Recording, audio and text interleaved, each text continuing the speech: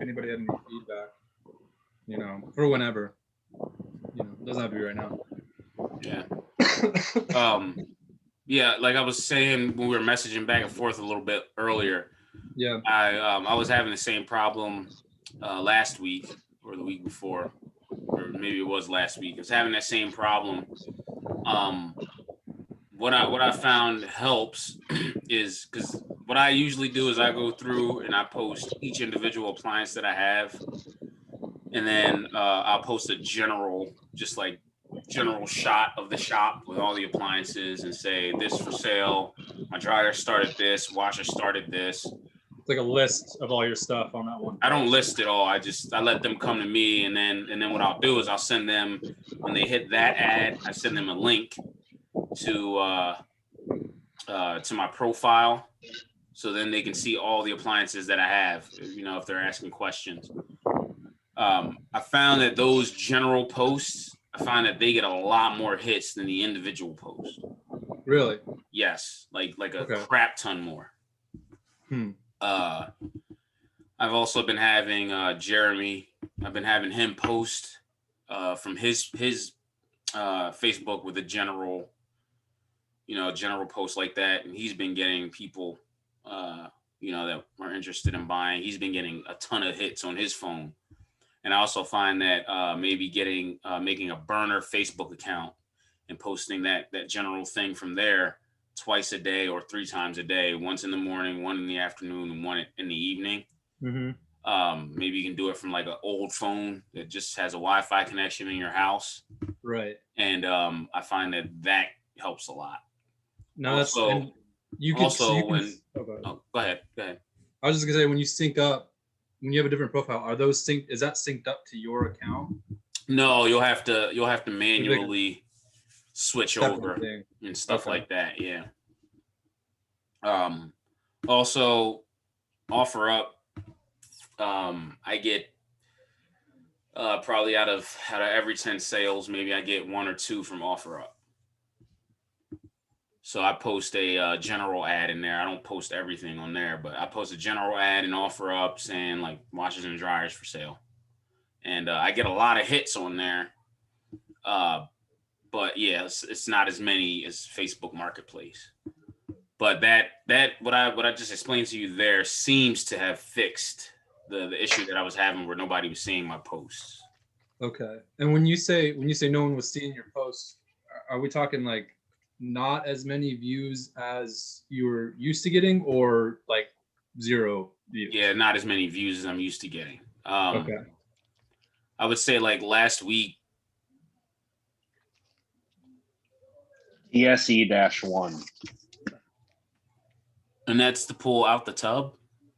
No, this is for the boot springs. This will work for everything, but it's not as good for LG. I like the tool that he has for LG, but this literally works for everyone else because it's adjustable. Oh, okay. It slides and then to any size boot spring, and then you turn the thumb screw. What was that? So you said a part number? Yeah. Tango Sam Echo -1 tension spring expander -1. Found them on Amazon. They're like, I don't know, $20 a pop. Thank you. Been using that for years. It's great for everything but LG. I really like the LG one for LG, the one that you have. I love that for LG. I have not had as good of an experience on other brands with that one. But it's great for LG. Cool.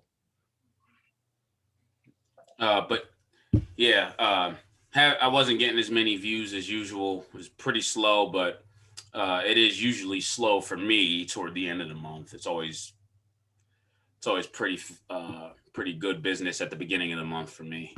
See, my situation is, I want to say it's a little different just because. So OfferUp, it's almost flipped reverse for me. It's like OfferUp is my main source of sales, but that's because Facebook, and I'm still learning what I'm doing wrong, because what was happening about a month ago is I was getting straight 1 view, and that was my own view. and like nothing else. And I was posting it to 10 different groups, you know, on the marketplace, and there was no reason for, like, my pricing was right, my pictures were solid, my description was dope, like everything was set up, and I still was only getting 1 view. So I sent you that link to that YouTube video, did what he recommended. Basically I held off for like 3 weeks. I just deleted everything, started fresh, waited 3 weeks, and then I posted up 2 more. I posted up washer and dryer last week. Those got picked up right away, got like 100 views on each, you know, a couple saves, all that.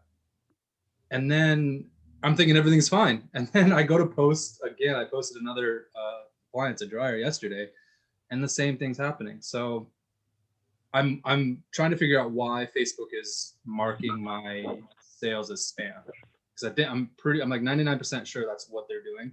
I just don't know what I'm doing that's causing them to do that. What does your description and everything look like? Are you filling in all, like, because I know, like, it's very important to fill in all of the stuff that they ask you, like what brand it is, tags, make sure it's in the right category. So if you have a dryer, don't put it in washers and dryers, put it in dryers. Yeah, and they'll autofill it too, like based off the title, they'll put that subcategory as a dryer. Sometimes you have to go through and edit it because they don't always get it right. Okay. And like I said, the general post, just take a general post of your shop or where you're working at with a bunch of appliances and say appliances for sale. That seems to be like the sweet spot for us, you know, when we're posting. And then, like you said, you just send them the link to the one that they're interested in based off of that. Yeah, you know, they come in and they ask, like, what do you have? Do you have it still available? You say yes. I'm looking for, and then have that. You can say yes, I have this. If you don't have it, then you just like, I'm sorry, I don't have that right now. I can put you on a list and, you know, get back to you later if it comes in or something like that. But yeah, that seems to be the sweet spot, is like putting that general post up, washers and dryers for sale. And that seems to be the one that gets the most views. I don't know. And you're doing that on your personal, you're not making a business page? Yeah, they don't let you do it on, they don't let you do it from your business page. They don't let you post from your business page. I tried that. Cool. Yeah, thanks. I'll definitely try that for sure. Yeah. Try not posting in any of the subcategories for, you know, post in marketplace.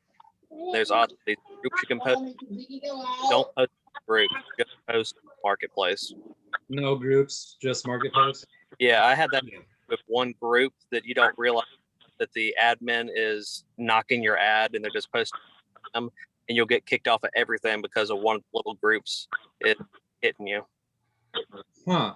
That was the other thing I wanted to say. Yeah.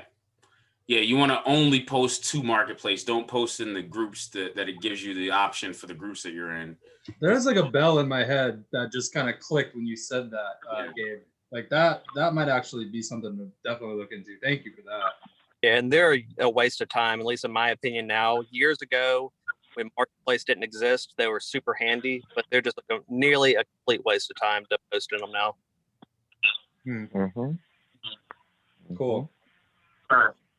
So I'm going to share my screen real quick just to show you like the difference.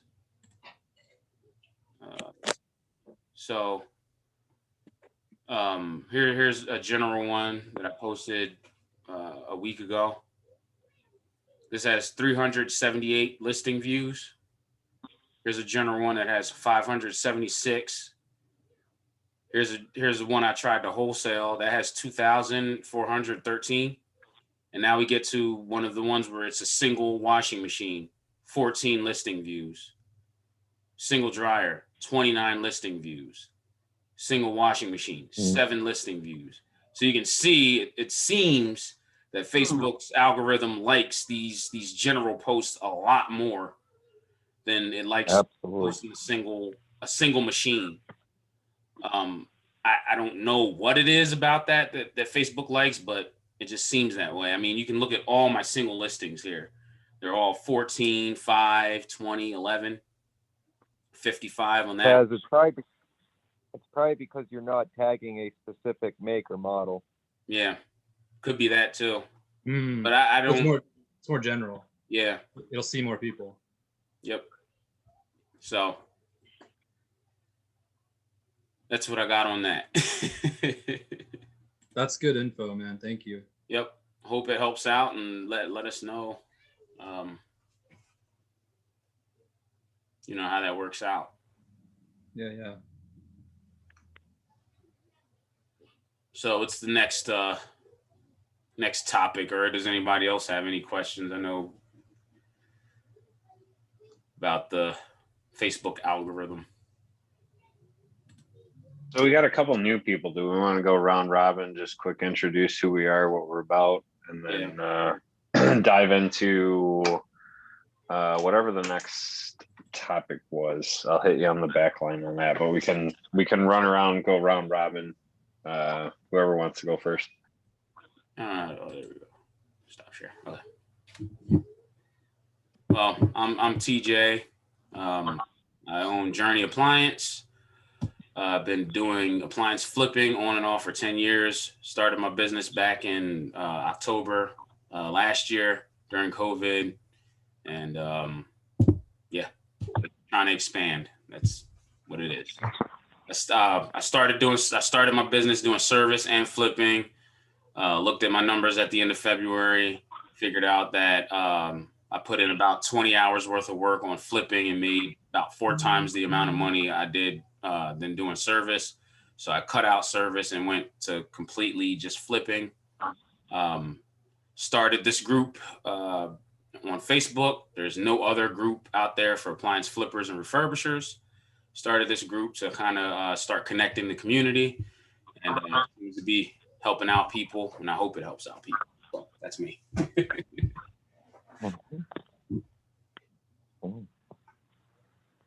I'm Jeremy. I help Taz out on a couple day a week basis. I ran a couple of businesses myself and started.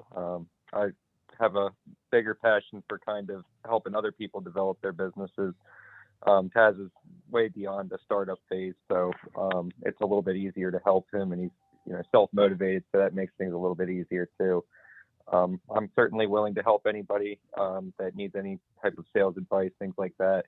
I'm pretty good at understanding the Facebook algorithms and things like that too as well for posting, so that's what I'm trying to work on with Taz. I enjoy networking and connecting people. I traveled the United States, up and down the East Coast, and then my brother's involved in real estate and a national level. So I'm interested in making connections all over the country to be able to help everybody in different aspects of sales and potential wholesale deals like Taz has just started doing. So if I can help anybody, just let me know, reach out, talk to Taz or talk to me. I have an open book policy. So good luck with everybody too, if I have to get off of here early.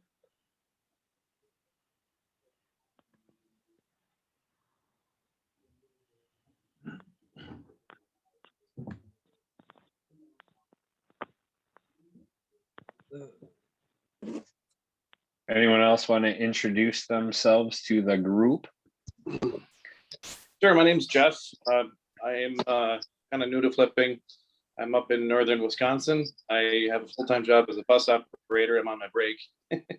And I sure appreciate all the content through Facebook, through YouTube. And right now I'm mostly doing direct drives, but hoping to do pause plays here soon. So I just sort of soak up all the information and appreciate everybody. Got to get going here pretty soon. Thanks.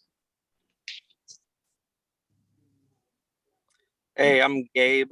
I'm the YouTube channel Washer Dryer Money. I got a playlist on there on how to get started in flipping appliances, and hung out with Taz for a little while. We did an interview. I did one with Ben not too long ago.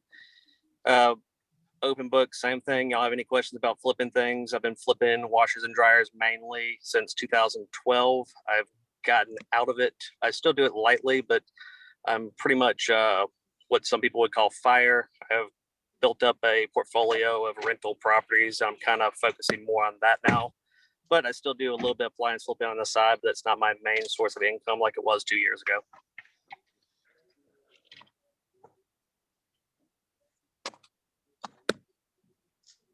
I'll go. My name's Sean. I'm in the Pacific Northwest. Been flipping since last December, so not too long. Found a knack for it though. I think like everyone else, it's just there's something about hitting the endorphins on fixing something and then selling that thing. It's like a double dip. So caught the bug. I gotta thank all y'all for doing everything you're all doing. TJ for setting this up, setting up the group, all the Facebook groups. Gabe, I could spend probably, I don't want to say too much, but maybe 5 minutes just praising you a little bit for all your videos. Thank you for what you do. And everyone else, I see TK's in the chat too. Y'all are just great. And I'll get off my fanboy box right now and just say that I'm looking forward to this, and I'm looking forward to continuing on and kicking ass. So thanks, guys. Glad you like the videos. Hey, I haven't stopped making videos. I know y'all probably have noticed I have. I'm flipping a house right now, and I'm in the middle of buying another one, so I'm super busy. But I am going to get back to it and finish up my series on how to fix every problem in the common washers and dryers soon. Cool. Nice. Very cool. I am Zach Kreider, host with the most equipment. Just starting to get into a little bit of flipping. I am going to be going after the big boys, the LG units. We have a lot of access to them in our area, and I enjoy working on them.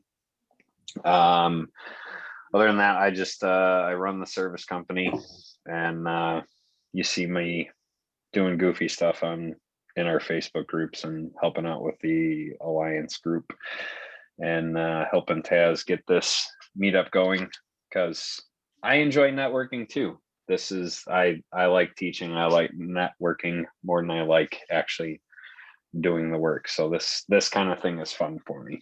So Hey, you gotta make sure that you shout out your new classes that you're gonna be doing.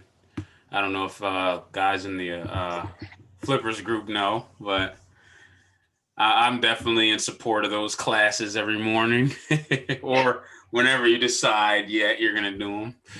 yeah, I like the idea of the morning. So so what he's referencing is yesterday afternoon. I kind of launched in and did a little refrigerations basics kind of classroom series.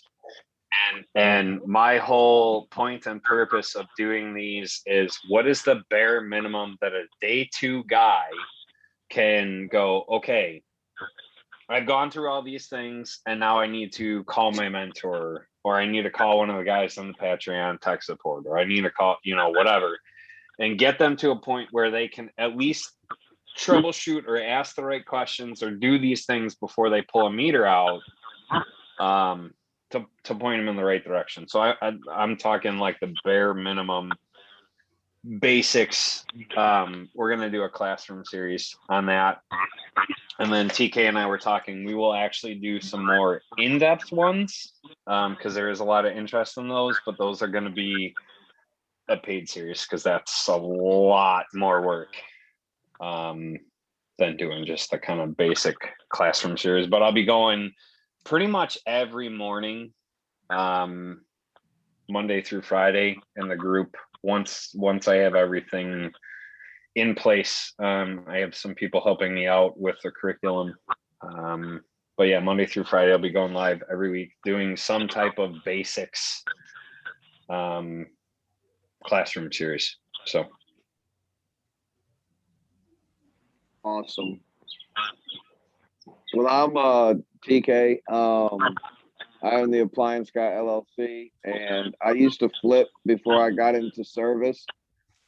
And now I'm trying to get back into it a little bit, but I don't want to be the one doing it. I want to kind of use it as a training tool for my business and generate money with it while I'm training guys, because anybody that's trained anyone in service knows it's a black hole of death that might not work or not.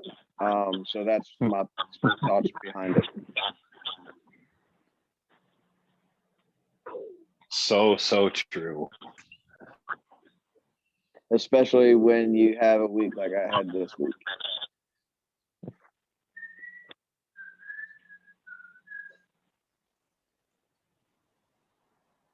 Oh, Zach, I got the bill for the guardrail. Oh, geez. I'll tell you about it later. Yeah, we'll have to catch up on that. Yeah, so employees tend to suck up any profit that you have. So flipping is a great resource for that. That's kind of where I am. You had an experience with that today, huh? Yes, I did. Yes, I did. And TK had it yesterday. So that's kind of how it rolls. My biggest fear. So one of the things that we had discussed last time, discussing more, and I don't know if you're free to chat at all, George, but you had talked about the insurance route, and if you're not free tonight, we'll circle back around to this. But getting insurance for flipping, reconditioning, whatever, is a very unique animal. So if you're free, let's chat about it. If not, we can circle back to it. Sorry, man. I got my 4-year-old and 5-year-old with me today, so unfortunately, I really wanted to be on the Zoom and everything, but between these two, I can't focus very much on it today. I'm sorry. All good, man. That's why I want to ask. Say hello. Hey, buddy. So sorry. Maybe next week though. Sounds good. We won't hold you to that either though. So George is like, if you haven't met George, I got to meet George last week, but he's a really cool dude. And he definitely has a lot of knowledge to drop. So what else was on the docket, Taz? I cannot seem to find that freaking list that I wrote down. I know one of the things was getting new appliances. I don't know, which I think is a George one too. Or what, man? But I cannot find that paper. I've been looking for it this whole time.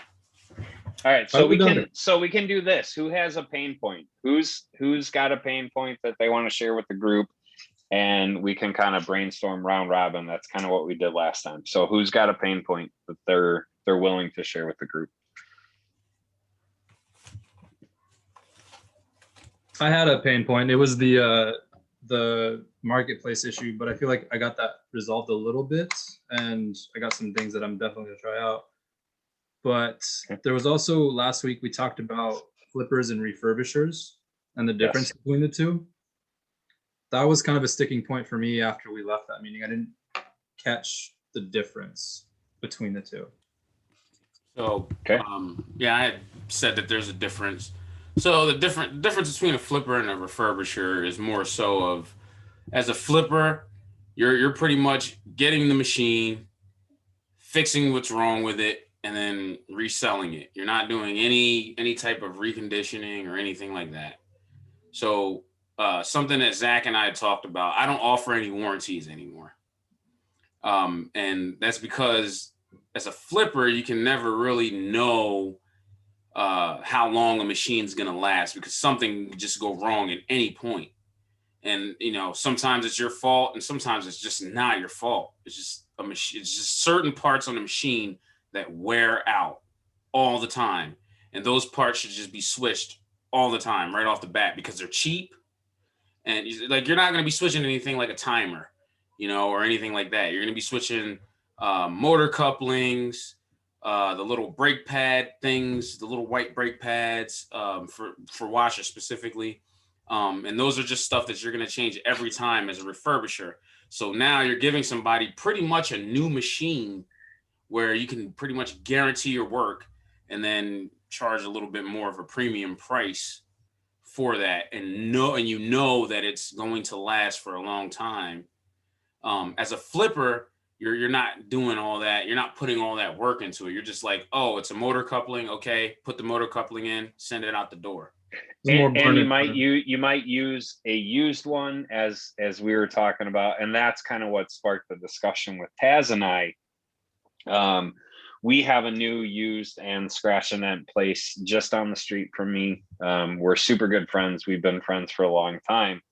And so they have an SOP. We're in gas land. Okay, so their gas dryers, they change the gas valve coils.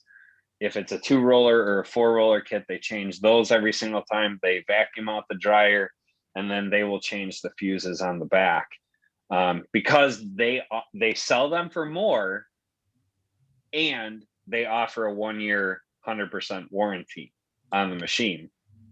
And so they're really reconditioning. And I have a feeling, just based on what George was sharing last week, he's very much in that same kind of vein, where like Taz was sharing with me, he'd grab an actuator off of a machine that, it was unverified, and he'd flip it out the door, sell it for the money, but he wasn't selling it with a warranty.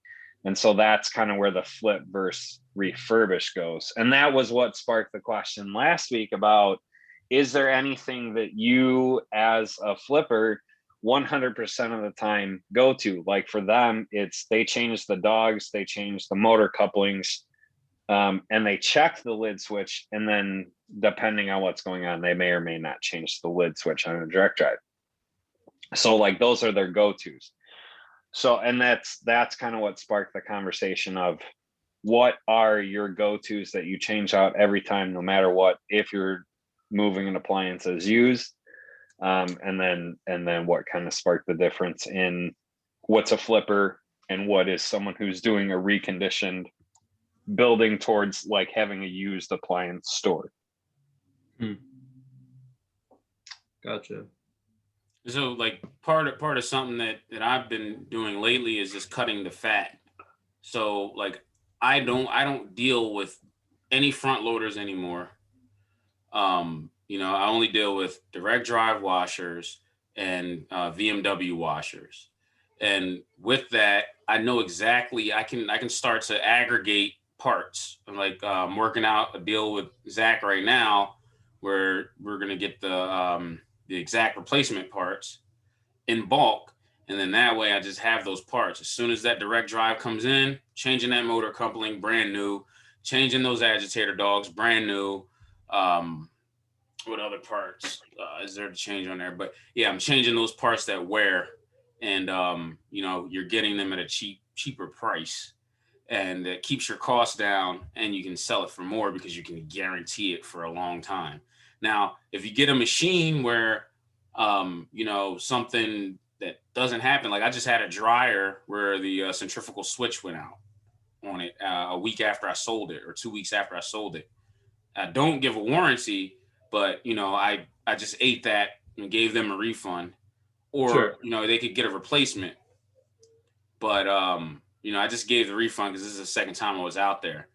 But if you have something like that go wrong, you can always tell them, hey, I'll give you a replacement machine where it's not going to cost you $1 million for a new motor, because you're not selling dryers enough to put a new motor in it unless you're selling them for like $400 for a dryer. So that's kind of what I was looking at, the difference between the two are. Both And are feel gonna, free to argue. Feel free to argue. I mean, that's what it's all about, so we can all learn. well, both of them are still going to do things like vacuum the dryers and paint over Yeah, of rut course. spots, right? Yep, of course, That's you're going to what- clean them. You're going to clean them out and everything like that. But Either one is going to do that. yeah, we're talking about specifically replacing the parts that wear out. Yeah. And And then how much being you want to able go above and guarantee- beyond? Cool. Yeah, and perceived value. I mean, so what are you? I mean, like, are you offering a warranty? I know with the exact replacement parts, and that's part of the reason why I'm considering becoming a vendor for them, and still trying to go through that process, is most of the ER parts have a 1-year warranty. And like in our area, I use the ER parts as our gas valve coils. I have never used another set of coils on a dryer except for Speed Queen, who, when we do warranty work, requires us to use their OEM. And I've never had a failure on an ER set of gas valve coils. So I would feel comfortable and confident in, if I was flipping a gas dryer, putting a 1-year warranty on that dryer, And so that's kind of where we were heading with that. So Well, so what you're saying, Zach, is it wouldn't be, you can almost warranty individually. Like you don't have to do a 1-year warranty for everything, but the ones that you feel confident in, you can Yeah, post it up. Yep. And that's kind of where I'm headed toward now. But you can also say, you know, a 1-year warranty on the parts that you replace every time. You know, because you're not going to go and replace a timer. Those are expensive. But you can, those timers, they last a while. You know, it's very rare that, you know, a timer where I get a timer for, you know, a dryer or a washer. It's very rare. yeah, you can put a 1-year mechanical warranty on there. But, you know, the normal consumer probably wouldn't get that. They'd be like, mechanical? Is it the whole machine mechanical? Right. But that's what fine print is for. So the whole point of that is that it opens up options for you. Right. So. And something that I want to bring up that was very, very interesting that Jeremy actually brought to my attention was, instead of selling a warranty with your machine, you can sell them a, what did he call it? A service plan on the machine. So you have them pay, you know, whatever a service plan fee would be, maybe, hey, extra $85. And this machine's covered for a year under a service plan where we'll come out and service that machine at no cost to you, type deal, within that year. So that was another way that you could upsell a machine. And I thought that was a really, really good idea. And nobody in the flip refurbished community is doing that I know of. And if you're looking to put them top of mind and you do service, guess what? You are now top of mind if you're offering that type of maintenance plan. So I mean, you know, HVAC companies do it all the time.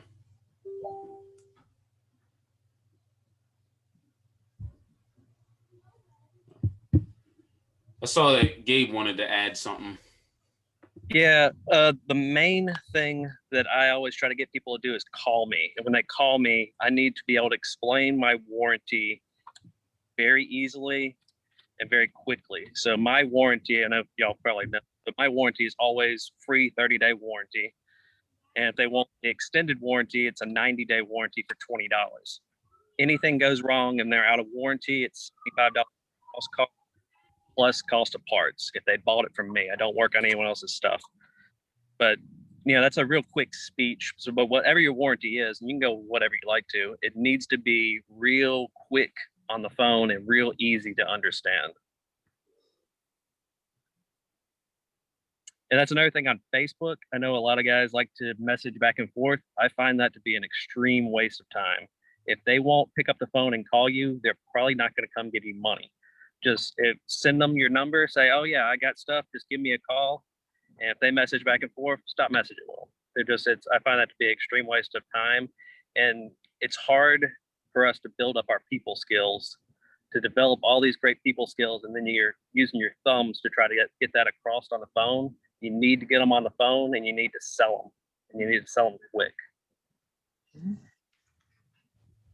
Yeah, that's something that Jeremy and I have been working on. I hate phones. I absolutely hate to talk on phones. But the thing I've been doing is just putting my address. Hey, if you want to see the machines work, come down to the shop.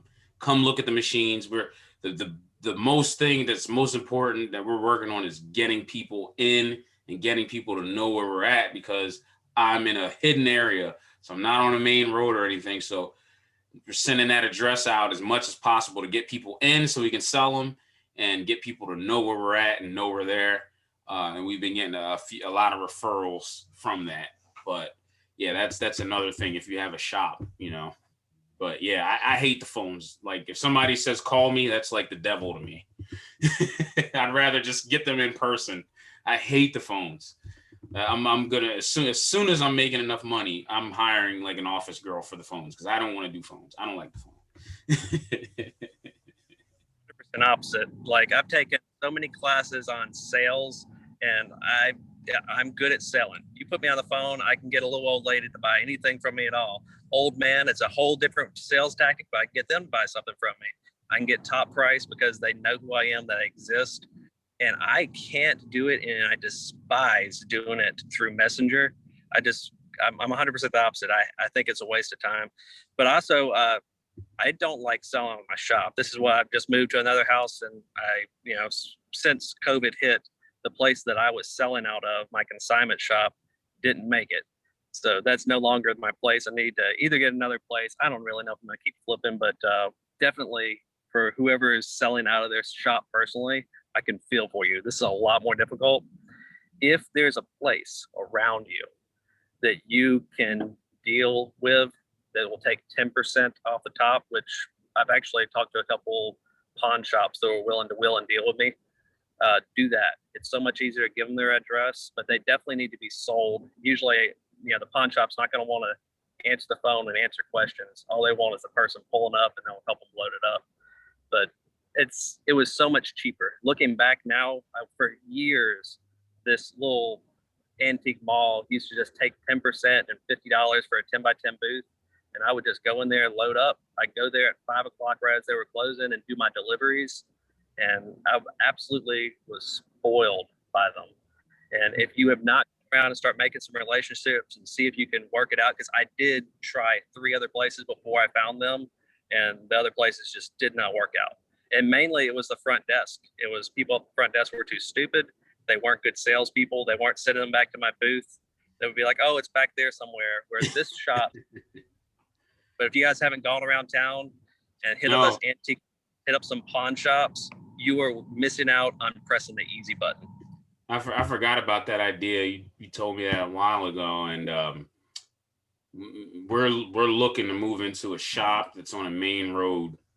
But yeah, I just think now, like, that just clicked. If I find a shop that's on a main road, I could just put my appliances there. Hey, I'll give you 10% if you let me sit these on in front of your shop with a sign on them or something like that. Yeah,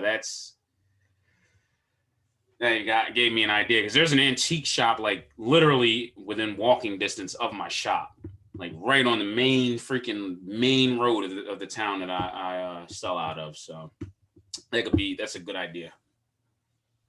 Yeah, I just talked to one the other day that I don't like their location was my main reason, but I negotiated with them for a little while, and it was pretty much $100 and 15%, which I think, especially now that I've done this back to actually selling out of my house again, worth it.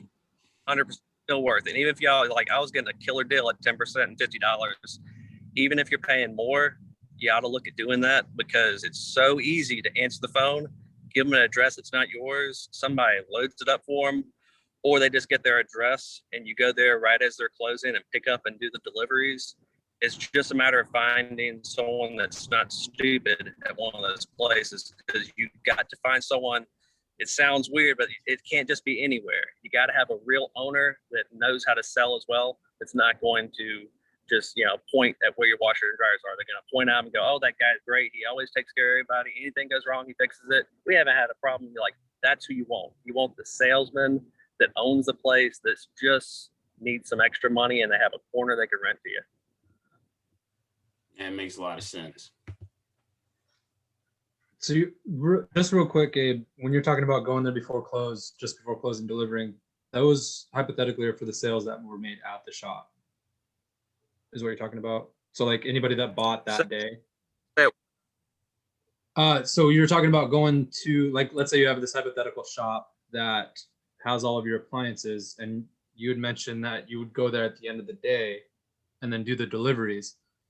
Those deliveries are the ones that are from the people that went to the location and bought at location, versus the ones that bought from you on Marketplace or whatever.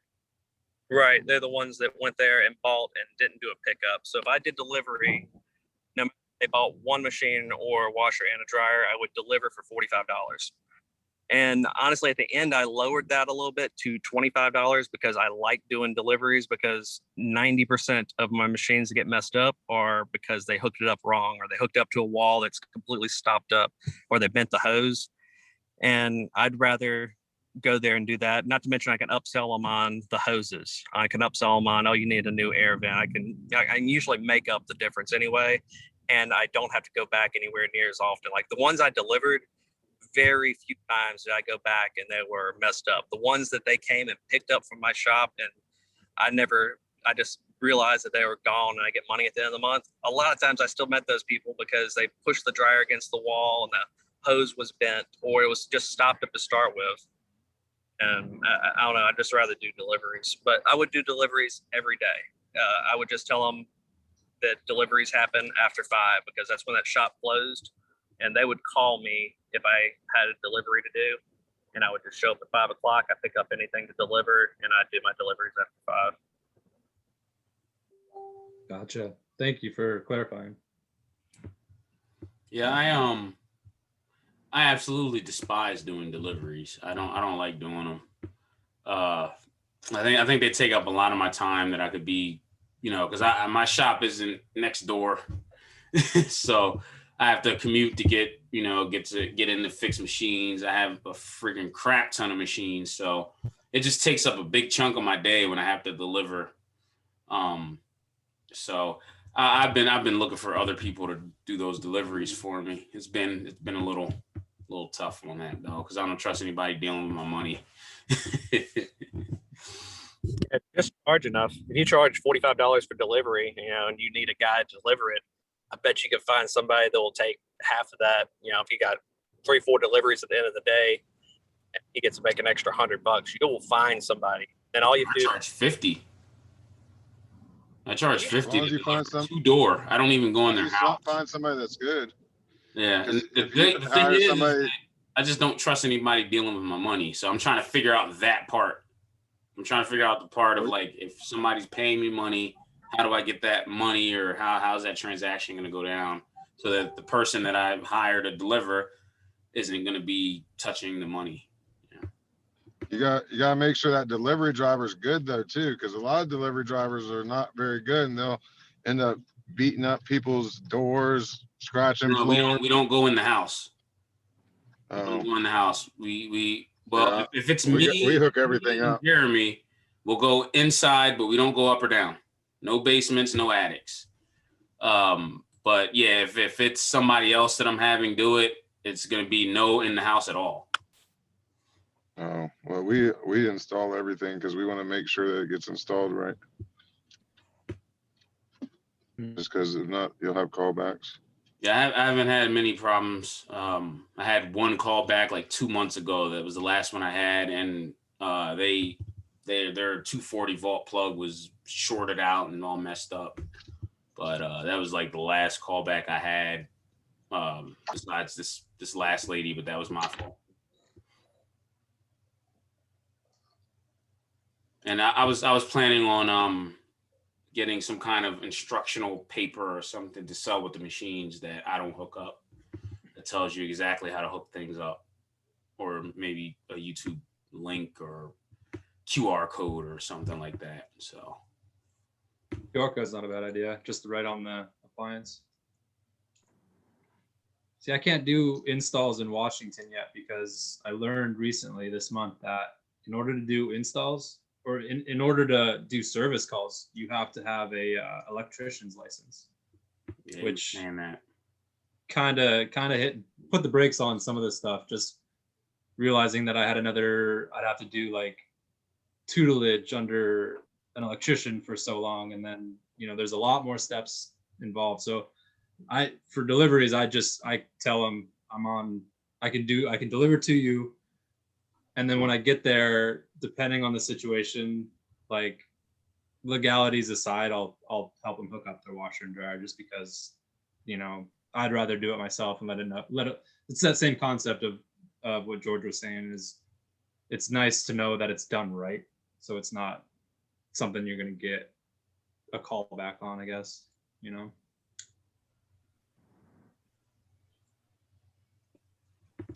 Oh, Home Depot and Lowe's must not do deliveries at all of appliances there. Why you say What was that? that, Gabe? Does that mean that your state that you have to have an electrician's license to hook up a dryer to the wall? Does that mean that Lowe's and Home Depot can't do? Because That's usually a they. really good question, actually. I didn't think about that. I would have to imagine, yeah, then they can only do deliveries as well. I'm gonna look into that though. That's a really good question. Yeah, because I know they hook up here. I buy from some of their guys, and like they usually hook it all the way up. But I mean, I can definitely see it. I know some of the eastern states have crazy rules. Less rules, I'd say. He's in the West. Oh, you're. He's in the West. Yeah, I'm on Washington State. Well, we know they got crazy rules. Yeah, don't be putting their crazy rules on us up here, man. Trust me, man. I didn't know what I was getting into when I started this. I thought it was gonna be easy breezy the way everyone's talking about it, but yeah, there's some hoops that need to be gone through in this state. Hey, man, I need another guy over here in Pennsylvania. So if you ever Trust me, when I let me know. when I had to do that electrician's thing and I had to get a license, I mean, I was like, okay, what are my options? And the first one that came up was, I guess I'll move. I'll go somewhere that don't need to do that at. So, hey, I might be talking to you again about that, TJ. Yeah, hit me up, man.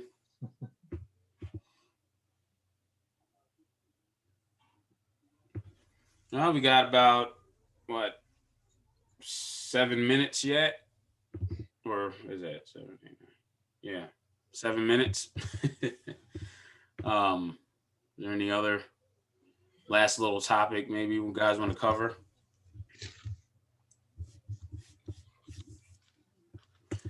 I know one thing that I was thinking about. I'm going to go look at a box truck tomorrow. Any of you guys think that's a good idea? Do a trailer, a low to the ground trailer with my buddy. It's so much better than my pickup truck because you don't realize how much low to the ground some of those trailers are. Yeah. And like gigantic nightmare of a ramp every single time. And then and then you could just have any vehicle can pull a trailer. I mean, you could even put it on a car. Well, I have a pretty nice sized trailer. I just don't like it because I have to hook it up every time. Yeah. And then when it rains, it's easy to slip on the gate. So about 5 years ago, I was pulling a trailer. I pulled the trailer for years. And then one day it was raining and it was dark outside. And I slipped on my tail on the trailer gate coming up the back. Next day, I bought a box truck with a lift gate. We've had box trucks with lift gates ever since. I won't buy a box truck unless it has a lift gate, though. That's what I want.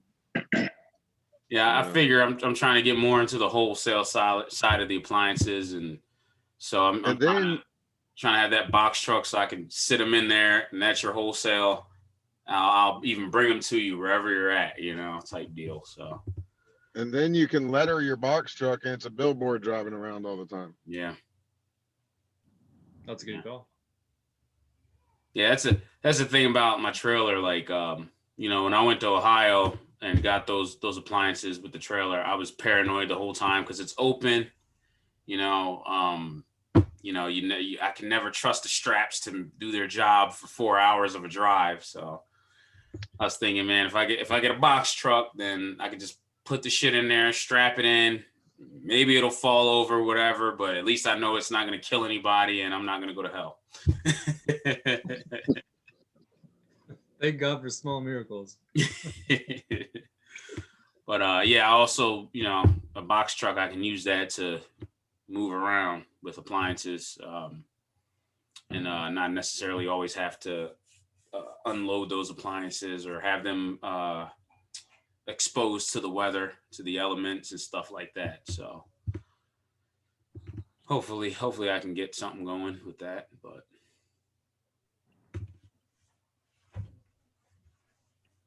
there was. So I know we're just getting started, but are we adding value for you guys? Like, is this good? What can we improve on? I'll go first, man, just because I feel like I'm the youngest in this whole career thing, but it has added immense value to me. And I can't thank you guys enough for just being here and having the support, because it feels like sometimes that, at least at this stage where I'm just kind of doing this by myself, you know? So to be able to talk to you guys and get some feedback and get ideas thrown around is invaluable. So I do appreciate that, y'all, for sure. Yeah, I'm gonna make another list about some topics. I know we had the insurance thing. You can also do a poll in the flipping group. Yeah, if we can get people to actually come in here and have to start advertising more throughout the week or something.